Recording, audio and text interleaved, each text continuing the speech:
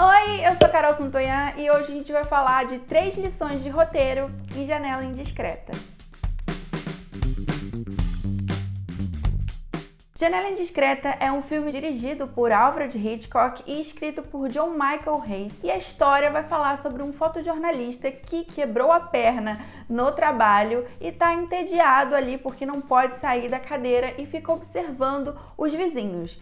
E nisso que ele está observando os vizinhos, ele percebe que alguma coisa está acontecendo com o casal, porque a mulher sumiu e o marido dela já tinha uns traços um pouco esquisitos e ele começa a achar que ele matou a mulher. O tema do voyeurismo ele é muito caro ao cinema, porque até se você for parar para pensar, o próprio ato de você assistir um filme já faz meio que parte dessa dinâmica. Além disso, os filmes desse gênero, que surgiram desde lá do começo do cinema mesmo, eles ajudaram a criar uma experiência na audiência para que ela entendesse esse olhar subjetivo, ou seja, o plano subjetivo, que é quando a gente coloca a câmera na posição do personagem, a gente está vendo o que ele vê. Então, Janela Indiscreta já foi muito abordado justamente por esse viés, do voyeurismo e principalmente por conta da sua direção, escolha dos planos. Inclusive, se você quiser saber mais sobre essa trajetória dos filmes de voyeurismo desde o começo do cinema, eu indico o livro chamado Pré-Cinemas e Pós-Cinemas, do Arlindo Machado. Eu vou deixar as referências que eu usei lá embaixo, inclusive vou deixar referências desse livro também se vocês quiserem dar uma olhada. Mas aqui é importante a gente falar que a minha pegada vai ser um pouco diferente.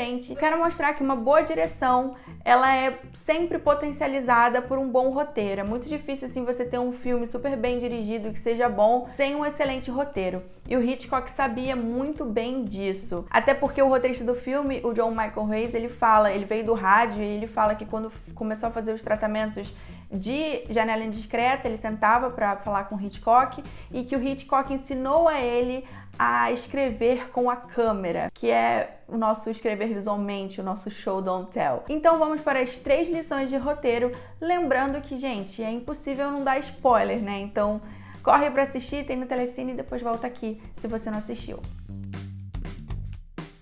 Eu não poderia deixar de começar essas lições sem falar da abertura de Janela Indiscreta. Porque, gente, ela é uma das melhores aberturas da história do cinema e, pra mim, ela é a melhor abertura. Semana passada, eu fiz um vídeo sobre a exposição em A Origem, vou deixar aqui nos cards, e eu queria trazer Janela Indiscreta justamente para ser o oposto, um exemplo oposto de A Origem. Porque lá, enquanto a gente tem muita exposição com diálogos expositivos, aqui o Hitchcock consegue fazer uma exposição do mundo, do universo ali, para inserir a gente na história de uma forma muito simples. Tanto é que nos 4 primeiros minutos de filme a gente já sabe muita coisa. Essa abertura não vai ter diálogo algum e ela vai ser muito precisa em várias coisas que a gente vai precisar ao longo da história, principalmente para a gente conhecer o protagonista. Então, eles começam mostrando pra gente essa vizinhança, essas micro histórias que estão ali, e ao mesmo tempo que a gente espia a vizinhança, quando a gente vai e conhece, vê o Jeff pela primeira vez, a gente vê que não só a privacidade das outras pessoas também ela é frágil, como a do próprio Jeff. Então, meio que, ok, a gente vai ver o filme do ponto de vista dele, mas ele também pode ser julgado, pode ser interpretado e pode ser observado. Isso é bem importante da gente analisar aqui. A gente vai ver o Jeff e ele tá dormindo, é como se a gente espiasse enquanto ele não tá vendo a gente. É muito interessante isso. E aí a gente vai ver o nome dele no gesso, que vai falar que aqui jaz os ossos quebrados de Jeff. E aí a gente vai ver uma câmera quebrada, foto do acidente, que já faz a gente entender, né, que beleza, ele quebrou a perna porque ele estava tirando essa foto, porque ele é um fotojornalista. A gente entende isso pelas fotos, que são explosões, sempre uma cobertura de alguma coisa. A única foto mais perfeitinha, ela tá emoldurada em negativo, que já dá alguns indícios pra gente da personalidade dele. A gente começa a julgá-lo e a interpretar a personalidade, quem ele é, a partir dos objetos e do que a gente está observando. Nesse momento que a gente está ali bisbilhotando ele no apartamento dele, a gente já descobriu quem ele é, o nome dele, como ele tá, que ele quebrou a perna, o que ele faz, que ele é um fotojornalista, por que ele quebrou a perna. E aí o filme coloca uma questão pra gente que vai permear toda a história, que é: isso que a gente tá observando, ela é a realidade mesmo? O que a gente pode entender de uma pessoa apenas observando? E aí você percebe que em 4 minutos o Hitchcock já mostrou tanta coisa pra gente e deu uma aula de show don't tell, ou seja, de mostre, não conte. E isso é interessante também da gente notar, porque o Hitchcock, ele vem do cinema mudo. E isso vai ter muito impacto no cinema sonoro dele. Ele vai sempre buscar, quando você lê o Hitchcock Truffaut, você percebe o quanto ele é apegado a essa coisa de tentar ao máximo trabalhar a imagem e fugir completamente de um diálogo expositivo. Inclusive, eu queria, para fechar esse tópico, eu queria trazer a resposta do Hitchcock para o Truffaut sobre essa abertura e o que ele vai falar sobre diálogos. Ele vai dizer: é a utilização dos meios oferecidos pelo cinema para contar uma história. Isso me interessa mais do que se alguém perguntasse a Stuart: como você quebrou a perna? Stuart responderia: estava fotografando uma corrida de automóveis, uma roda se soltou e veio bater em mim. Não é? Seria uma cena banal. Para mim, o pecado capital de um roteirista é quando se discute uma dificuldade, escamotear o problema dizendo: justificaremos isso com uma linha de diálogo. O diálogo deve ser um ruído entre outros, um ruído que sai da boca dos personagens, cujos atos e olhares contam uma história visual. A segunda lição é a profissão do Jeff. A gente pode não perceber, mas muitas vezes a profissão que a gente dá ao nosso protagonista, ela pode limitar ou aumentar as nossas escolhas dramáticas. Isso se deve porque quando a gente vai dar a profissão de um personagem, isso pode definir significativamente a personalidade dele. Então, no caso do Jeff, a gente sabe que ele é um fotojornalista, que ele gosta de cobrir eventos, ele não gosta do normal, do simples, ele gosta de coisas desafiadoras, porque assim, ele cobre bomba, guerra, acidente, então ele não é uma pessoa... Você vê, se ele fosse um escritor, provavelmente ele se comportaria de outro jeito, ele não ficaria tão entediado de estar naquela cadeira. Mas como ele é um fotojornalista, ele está procurando um furo. Então, quando a gente dá essa profissão para ele, a gente já coloca o olhar dele como um olhar diferenciado.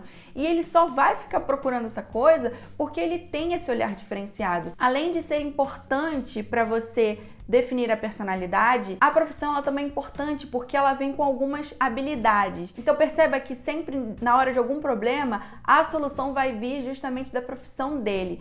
Como a gente tem no final que ele precisa se defender e ele usa o flash da câmera, aquilo ali é muito importante, porque se ele não fosse um fotógrafo, a gente não teria esse final, essa solução. E além disso, o fato dele poder observar melhor, porque ele tem lentes que se aproximam muito mais, então ele vê com maior detalhe as coisas, isso só pode acontecer porque ele tem essas lentes em casa, porque ele é um fotojornalista, porque enfim, ele trabalha com fotografia. E além de tudo, a fotografia também é usada como, obviamente, um registro. Quando a gente tem a questão das plantas que estão menores e que o assassino estava mexendo ali nas plantas, ele consegue ver a partir das fotos que elas diminuíram. Então você percebe que tudo ali, a profissão dele é essencial, tanto para ele começar essa observação, para ele conseguir ver detalhes que ele não veria se não fosse fotógrafo, fotojornalista, até conseguir algumas provas e convencer as pessoas de que realmente aconteceu um assassinato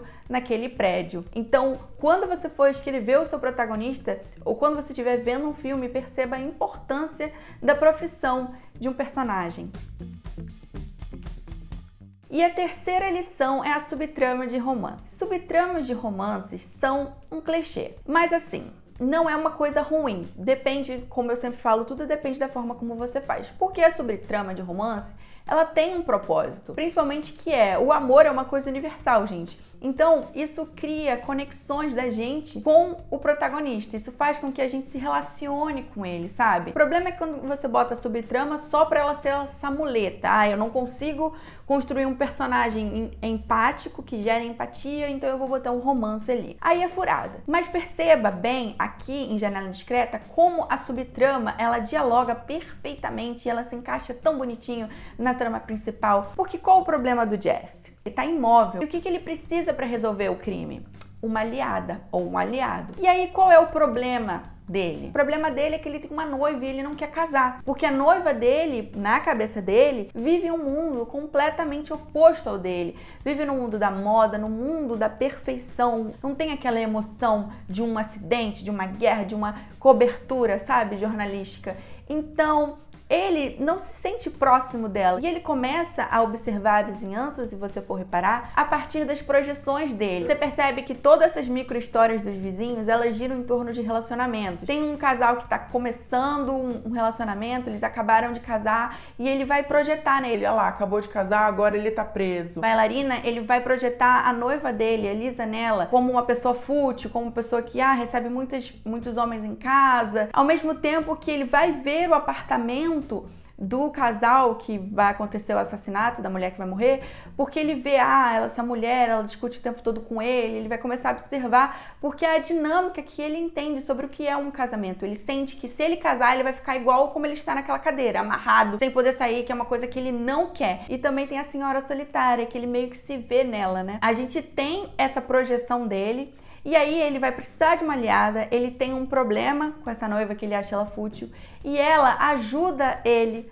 na história. E ela só pode ajudá-lo na história porque ela entende do universo feminino. Então ela vai começar a preencher as lacunas justamente com coisas que ele não tá nem aí, que ele nunca observaria. Então, mesmo eles sendo opostos, eles formam uma boa dupla. E a partir do momento que ele soluciona aquele crime, ele olha pra ela com outros olhos. E é muito legal que a última cena dela, que ela tá lendo o negócio e aí ele dorme, ela troca a revista, como se mostrasse pra gente, eu não mudei, eu sou a mesma pessoa, eu não sou só aquilo que vocês estavam vendo. Ele muda o olhar dele sobre ela não mudou. E aí, aquilo que tinha lá na frente na abertura, de o que a gente tá vendo, a pessoa é aquilo, não, a pessoa é muito mais que aquilo. A gente não pode interpretar tudo como só aquilo que se mostra, sabe? Só aquilo que a gente pode ver. Então, quando uma trama se fecha, a outra se fecha juntinho.